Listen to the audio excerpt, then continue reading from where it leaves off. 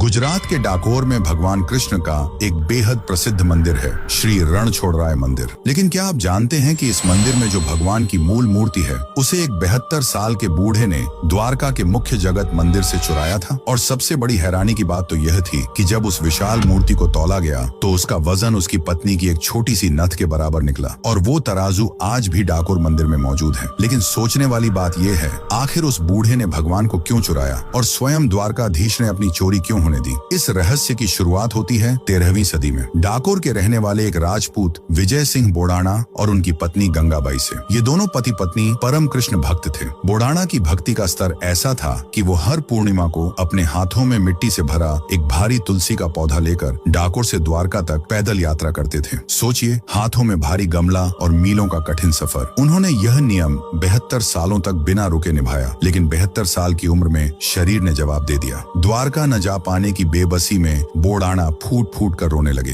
अपने भक्त के आंसू देखकर द्वारकाधीश का हृदय कांप उठा। उसी रात भगवान ने स्वप्न में आकर कहा, हे बोड़ाना, अब तुझे मेरे पास आने की जरूरत नहीं, तू बस बैलगाड़ी लेकर आ। तेरी इस भक्ति के लिए मैं खुद द्वारका छोड़कर तेरे साथ चलूंगा। बोड़ाना अपनी बैलगाड़ी लेकर द्वारका पहुंचे। आधी रात को द्वारकाधीश के मंदिर के भारी ताले अपने आप टूट गए। भगवान की विशाल मूर्ति खुद बैलगाड़ी में विराजमान हो गई। और रास्ते में जब बोड़ाना थक गए तो खुद भगवान ने बैलगाड़ी हाँकते हुए डाकोर की राह ली। सुबह गर्भगृह खाली देखकर द्वारका के पुजारियों के होश उड़ गए। अपनी आजीविका छिनने के डर से वे मूर्ति ढूंढते हुए डाकोर जा पहुंचे। उन्हें आता देख बोड़ाना घबरा गए और भगवान को सुरक्षित रखने के लिए तुरंत गोमती नदी के जल में छुपा दिया। लेकिन पुजारियों ने उन्हें पकड़ लिया। क्रोधित पुजारियों ने उस बूढ़े भक्त पर भाले से जोरदार वार कर दिया। लहूलुहान बोड़ाना गोमती नदी के किनारे गिर पड़े। ये खबर सुनते ही उनकी पत्नी गंगाबाई भागते हुए वहां पहुंची। अपने अंतिम क्षणों में बोड़ाना ने अपनी पत्नी की तरफ देखा और अपनी अंतिम सांसें लेते हुए कहा,